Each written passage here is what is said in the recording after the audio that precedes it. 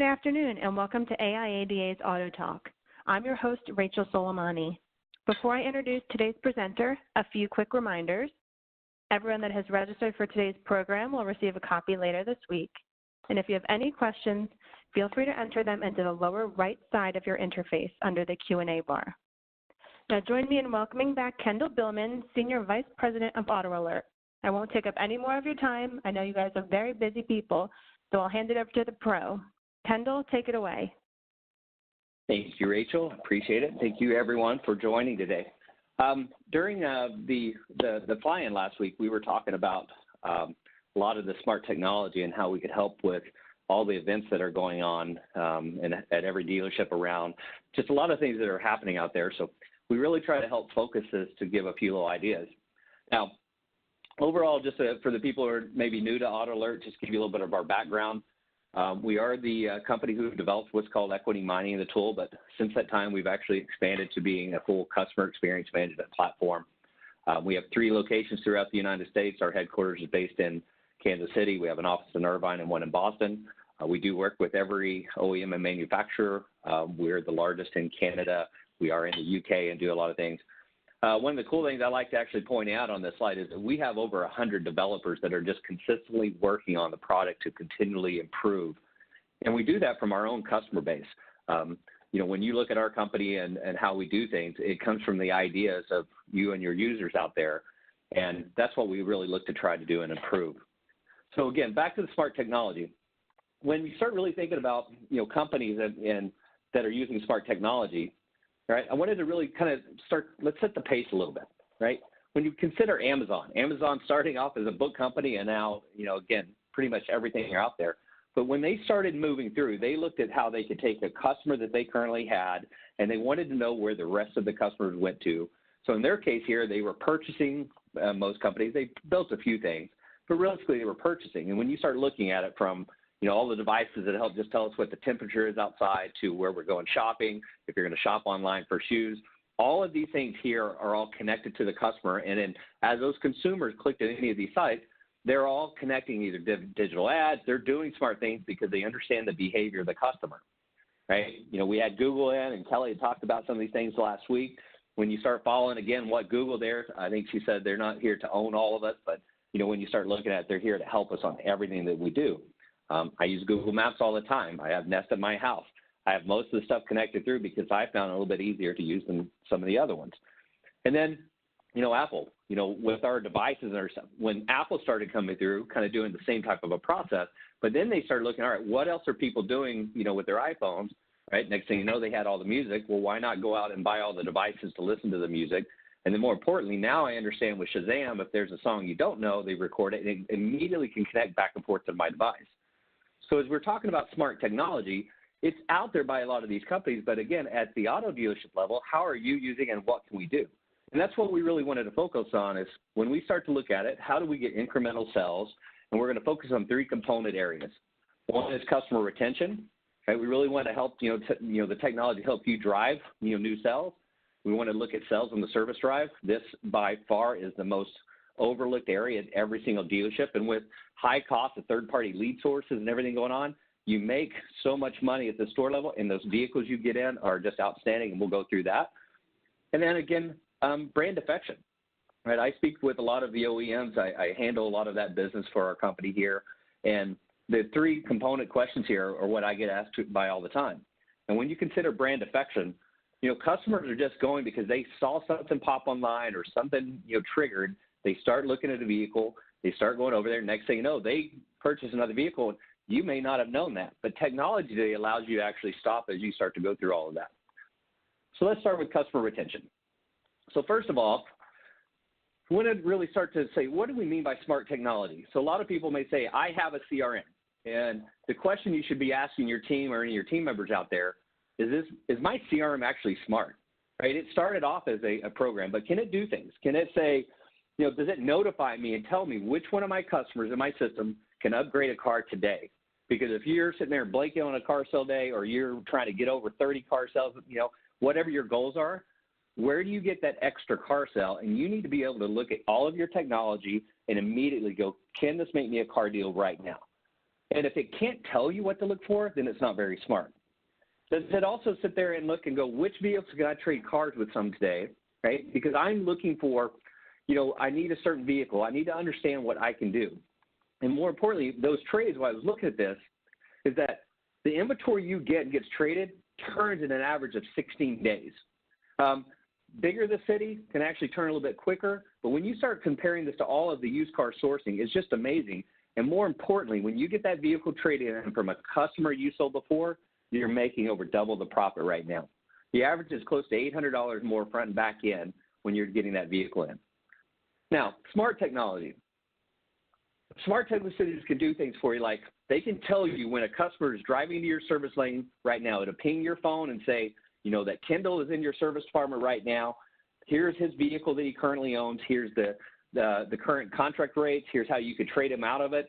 This is a vehicle that's needed on used cars. There's so much that you can get out of it, right? But as you're starting to do that, right, what about the customer that has the vehicle, my warranty expiring, but what if I go to a third-party site, right? Does smart technology, are you using smart technology to actually help you understand that if your customer drives over to a Jiffy Lube because they're going to get their oil changed, do you have that information now? And more importantly, what would you do with it? And do you want it?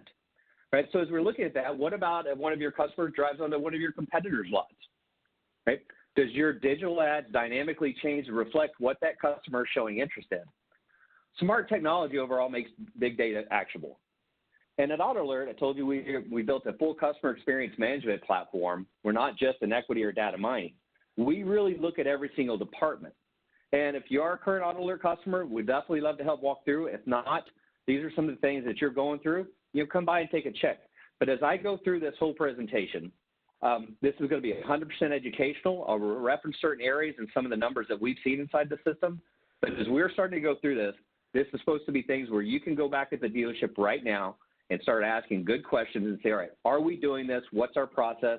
Does our system help us? And if it doesn't help us, that's where we may want to start looking to other software companies that can. So the very first thing, I like to look at things like mileage alerts. When you consider how many vehicles that you guys have sold across the board and you look through it, you're going to have tens of thousands of customers in your database. But does your system tell you when those customers are approaching over a mileage alert? If it does, awesome. If it doesn't, what would you do, right? Because, again, I'm a customer. I'm in a lease. If I'm going to have a penalty on it, I may not know that, but that penalty will grow every single month. And if you're the dealership that's letting me know that you have this going on, you can actually start to help me and deliver the right message. Right? You're letting me know that I just got the notification, you're getting close, your behavior's showing over. Right now you have zero, penalty, but as you get to a certain level, you tell me where, because I'll be able to bring you in where you can have a vehicle without having a payment. Right? What about the bin? I drive in, right? Your service department just scans me, right? As I come through, because that can fire to the used car manager saying, here's a vehicle that we have on our lot services right now. Our merchandising tool says this vehicle here sells really quick, makes a lot of profit. Again, I may not be in a tradable format, but again, at your level, you may just need to give me an extra $800 for the vehicle trade. When you're looking at service as a whole, at your dealership right now, do you get notified when a customer drives in your service department who can trade keys at the exact same payment? If the answer is no, take a look at your current product. It may already be inside there. If you look at your service department right now, for most people, we've been open at least, anywhere from 5 to 7 hours today. The traditional amount of the people that are in your service department is probably more than you had walking to in your sales department today. And as you start looking at those customers, and you're going to hear me mention this multiple times, but 14% of the people that come into your service department every day can actually trade out of their car at or near the exact same payment. There's another 6 to 10% of those that just need a little extra money to put me into that phase. So as you start looking at those customers, you didn't have to pay anything for that customer to come in. They were already coming in for a service. When you trade them out of that vehicle, they're extremely happy, your CSI score. So again, it just improves your process all the way across the board. Now, what about this? I have one of my customers that's currently on another dealership's lot. This one because technology and really, allows you to know this right now. And if it's a customer you have sold in the past, what would you do with it? I love to ask that question every day because there's a lot of things you can have, and every dealership will do a couple different areas. But more importantly, Do you want your system to tell you when that customer's doing it, whether it goes to the salesperson, it goes to your BDC follow-up department?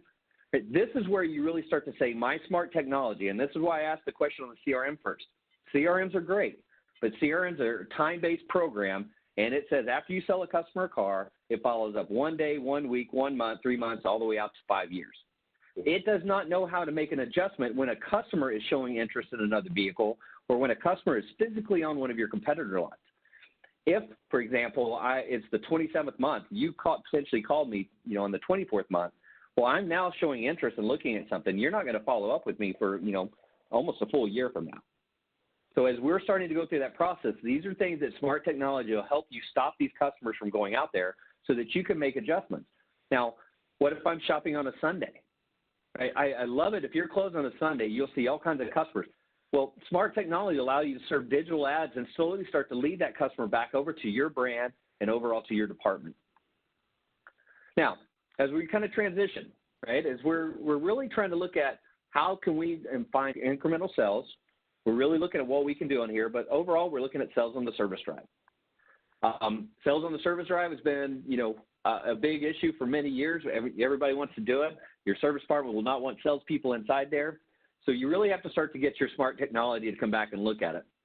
And we threw a couple of components in. This kind of came from some of our fly-in and some of the content. But when you're focused on the service drive, let's first compare it to, are you even looking at it as a marketing and opportunity source?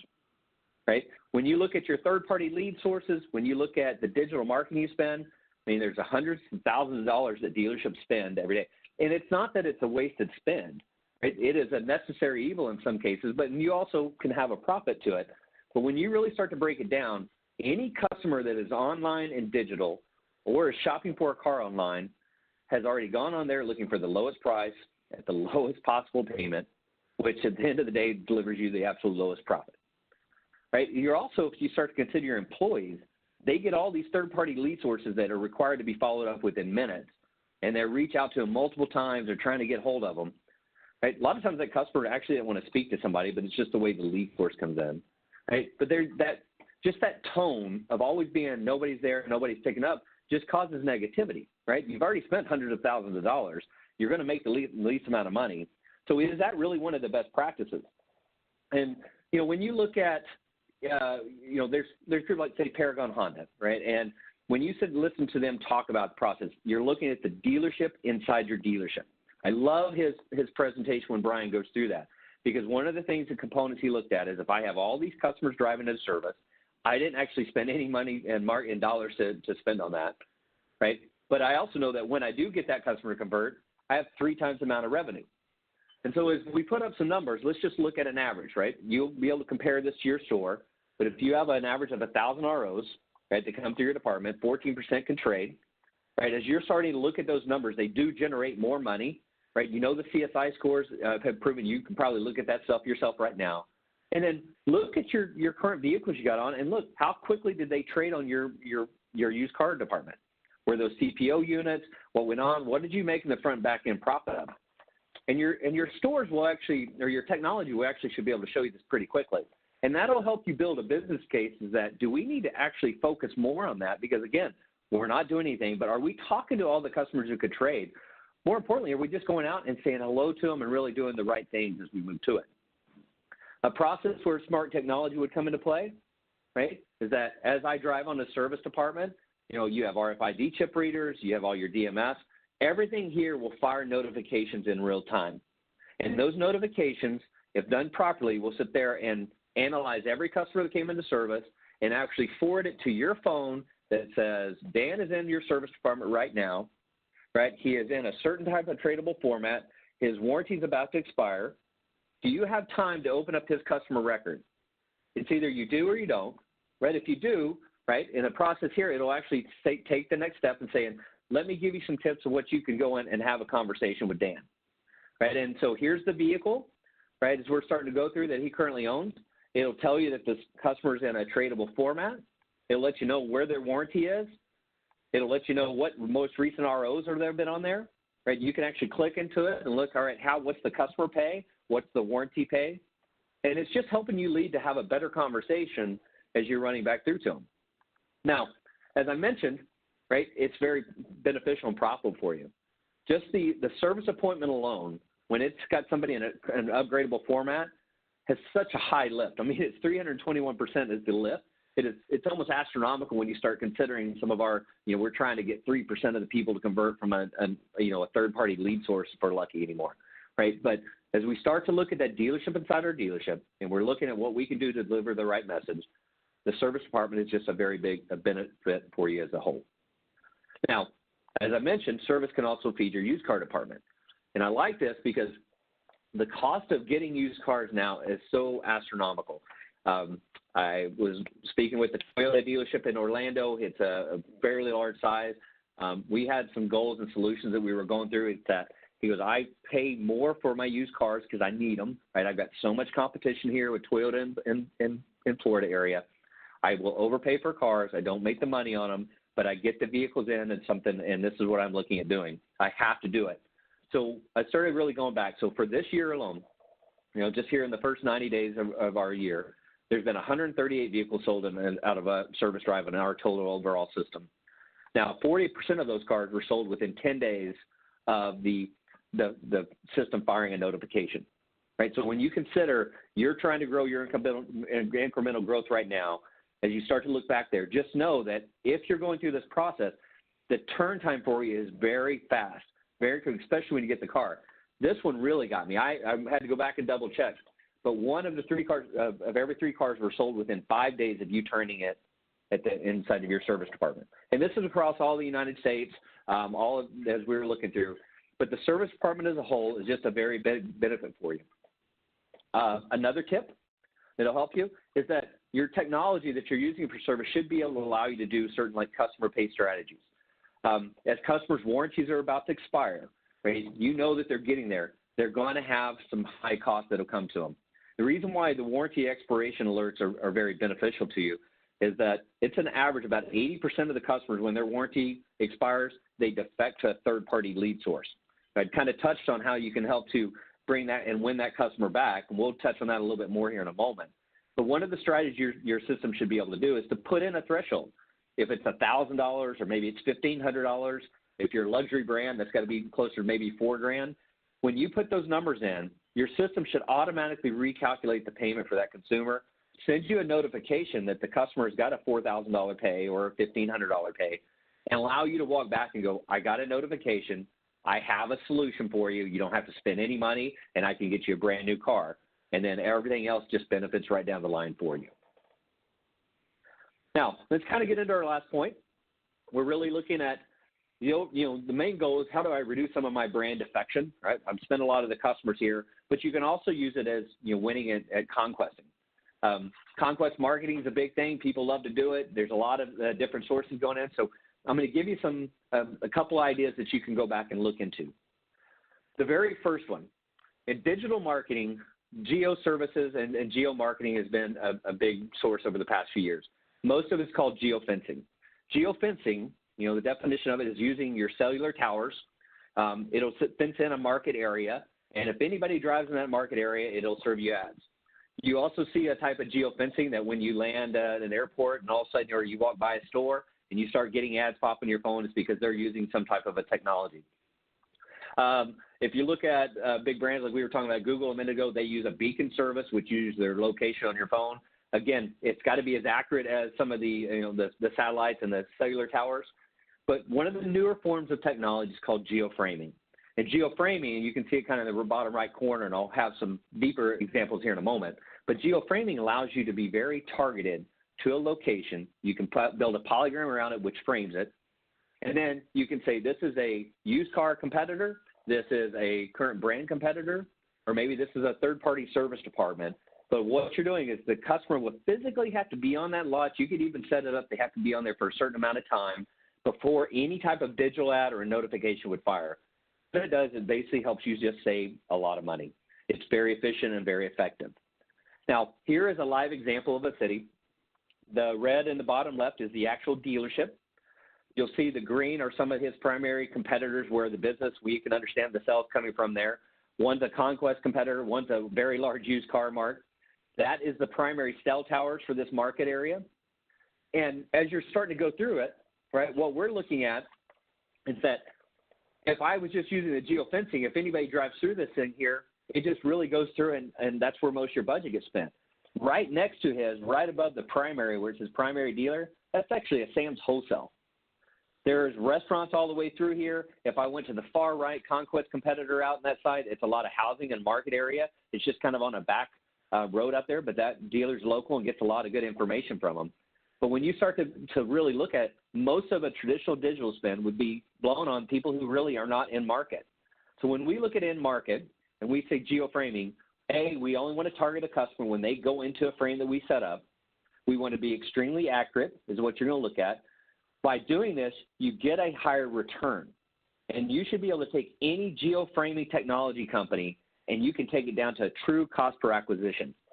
And when you're taking it down to cost per acquisition, right, you are now saying, all right, if I'm out conquesting, a good number for you to conquest somebody who you've never sold before, you should be somewhere between the $200 and the $250 mark when you're conquesting on digital.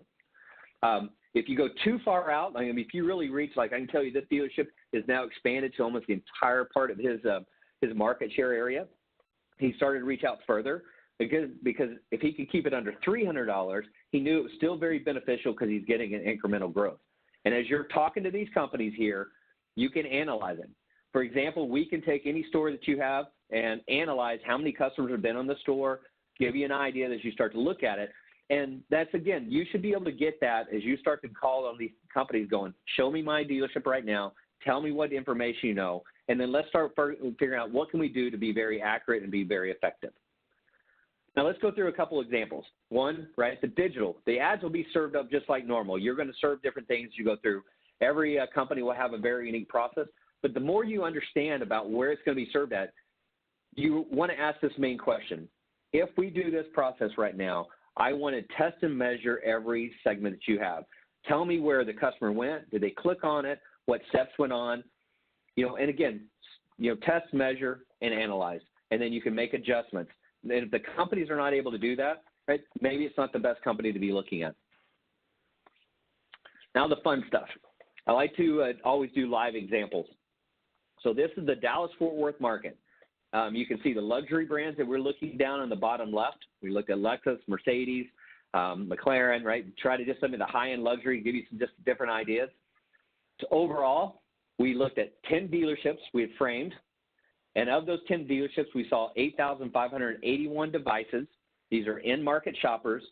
We have a physical mailing address of every one of those customers, and so we can actually track every process. On the right-hand side, which you'll see the households observed, when we click on any of those, it would actually take us and show us a customer, right? And it'll let us understand when did the customer start shopping, what days did they go shopping, was it one device, is it a potential couple if you see multiple devices. So the question I always want to know, if you had this data right now that you knew that there was 8,500 customers who were actively in market shopping, they looked at those brands, the question is, what would you do with this data? Right? You have it right now. What can you do at your dealership right now to handle it? Well, smart technology will do things for you and give you those action items, right? Smart technology should be able to adjust and make any adjustments to your ideas that you have come in with that. But let's take it a step down a little bit further. Let's look at one of those households. So example in this household, those same luxury brands, the dealerships, these two devices have gone to 5 dealerships. Now the dealerships' names have been changed, so it's not as inaccurate inside of there, right? But they started on Thursday, January 10th. They came back at another dealership on Tuesday, January 15th. They went back to a second dealership on January 15th. About a week later, on January 22nd, they were at a similar brand dealership. They went to a used car dealership on the 24th, and then on the 25th, we saw them back to a brand. So they had actually picked one brand 3 different times. They went to one of the dealerships twice and one of the competitors. One of the unique things that we have found in geoframing is that we see customers physically going on more than 2 to 3 dealerships at a time, and the spread of their marketing time and the decision process going on is much greater. It's much greater than I've seen in most of the digital ads. The best part of when you're doing geoframing and this thing is that this is one of the things that you can measure and analyze at your store so you can understand your customers. Now, Here's another example. This is the Honda dealerships in the Carolinas. Total, we have 36 dealerships that we've framed in here. In the last 90 days, there's been 16,730 customers that have come onto it. Right? There's things that we can do with smart technology. And before I go into one of the households, let me give you this idea of it. Those 16,730, if you happen to be on here and you're a Honda dealer in the Carolinas, we can tell you those 16,000, how many of them are your actual customer that you've sold in the past. So if we see this customer actively going out and start to look at a competitor site, it could actually notify your phone and tell you that Dan is right now shopping right now. You know, he's out with Rachel. They're physically on the slot right now. And you can actually start to follow up with them immediately in real time, right? That's a way that you can help reduce your brand affection by bringing the customers back using really good data, right? It's opening up a conversation because you did sell this customer a car in the past. And so let's look at a live one. Let's look at the one here. Here's 2 devices. They went to 4 dealerships. They started off at a used car dealership on December 2nd. They went to a Hyundai dealership on January 3rd. They went to another Hyundai dealership on the 6th, went to a used car dealership on the 7th, and then we saw them at a new brand dealership on the 21st, and that's the last time we've seen. Now, if I actually connected this data over, I could typically tell you about where this customer purchased, what the purchase date history is, and what went on. But again, you could see the patterns of the consumer. I usually have in some of these examples, and we did this one a little earlier. That's why you're seeing a lot of the January data when we were getting the presentation deck ready for this. But like my wife, for example, when she was out shopping, she was looking for an import. She was looking for a kind of a luxury sport. You can see her device go to 5 to 6 different stores. When it got narrowed down and she's like, all right, here's what I want, you saw multiple devices and we narrowed it down to 2. And those are the 2 that we had gone to as we went through the process. Now, the dealers could have helped influence the decision because I hadn't been there, but also could have helped influence hers as she's starting to make the decision if they were trying to lead or give good information during that time frame of the search. And because it was over some winter months, our search process was a little bit longer than what you would traditionally think. Right, so as we're starting to do it, right, we're really looking at how do we reduce brand affection, how do we increase conquesting. If this customer was not and never purchased from you, think about what you could have served up to them to help bring to your dealership and tell them, this is why my dealership's the best in the market, right? We're talking about, Hyundai example here. If I go back to this Honda example, right? If you're in the Carolinas right now, imagine if you had conquested somebody who has physically gone to a Honda store, you would tell them about your brand and how you can bring them back over, right? There's so many things you can do with good information, and smart technology just allows it to be very simple and very effective. Now, as we start to close, I read everything. I love information. I love, think with Google, so I'm going to give them some credit out to what they're going through here. And there's a few things that brought up, and as you read through it, I look at things and say, all right, well, if they're doing it over in this technology and they're doing something for a customer who's never bought from a brand, I call that an unknown shopper, right? They never bought from me, so I know I'm going to have to spend a lot more money to get them in that first time. But if I can save them and retain that customer, I know that I can actually, do better as I sell the next vehicle. But I was really critical in some of the stuff they said. And as you click into it, you can see the ads and the articles will be whenever we send the deck out to everyone. But the very first thing is that align your marketing to your business outcomes. Basically, you need to be there is what they're telling us, right? This is their studies, their stats they put on there. But people are expecting to be assisted everywhere. I really got that attention when I went through. And what that means is that if after I've done business with you, I have no idea what current rates are. I have no idea what what that actually means. If you tell me I have $500 off a car, I really don't know what that means. Right, so take it the next step saying, with this amount of money that you just received or this additional private offer or these new incentives are coming out, this is what it would actually do for you, a new vehicle. And do not be afraid to price that at MSRP, right? I'm a shopper that buys by payments. Traditionally, most of your consumers are. But smart technology will allow you to take all of your customers and go, are they a cash buyer? How often do they trade with us? Right? Are they more of a consumer that would sit there and want a newer vehicle every 2 years because of technology? And as you start to sit there and really understand your customer base, you can assist them with information that's very reflective to them. And as these customers get it, this is where your incremental growth comes from. Right? You should never have a zero car date ever if you're really manage your customers and your retention of your customers that you have. And as you start to go, don't wait, because when you wait for your customer to get the interest and start online, that's when they start looking for the lowest price and that lowest payment. And I say that because there are small little windows in there that you have a perfect time to get them as you go through. And if you get that window in time, right, it's perfect for you. Now, the next one, it was just, again, these are all just kind of, but consumers in the age of assistance, right? We've all got, I mean, I have every one of the assistant programs at home. I've got Siri, I've got Alexa, I've got the HomePod. I like each one because I ask them some of the same questions to see what I get, just kind of as a test case. But more importantly is to be useful, right? Stop marketing the average. I just mentioned it. Not every one of your customers need the exact same message. They need to be different. And it is proven that if you are very unique in your message and you send it out, incentives come out traditionally on the 5th to the 7th of every month. But dealerships do not tell their customers those incentives are out till 15th or greater sometimes. Your technology should be able to send me an email or a letter that same day the incentives come out, they analyze the store, and you can tell me if you're, because I'm perfectly in the market to buy a new car, it should show me what my payments are, right? When you're starting to look at how you're going through and understanding each customer, how quickly are you getting that information to me so you are basically assisting me and know.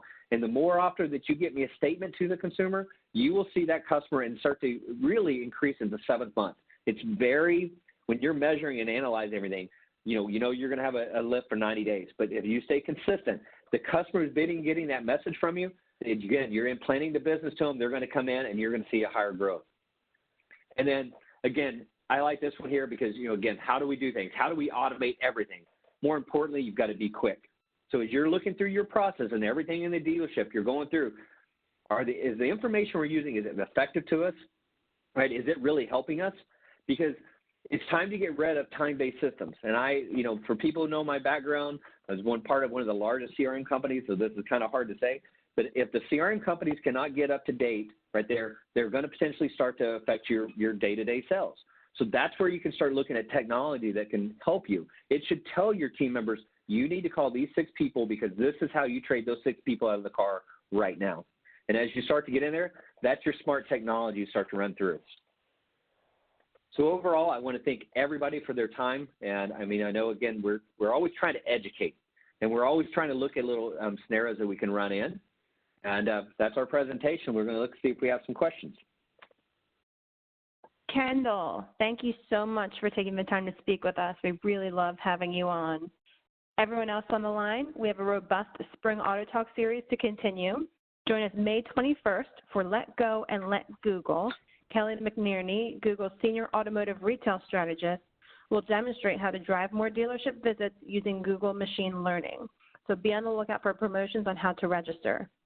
For more information about AIADA, visit aiada.org or call 1-800-GO-AIADA. Thanks for joining us and have a great day, everyone.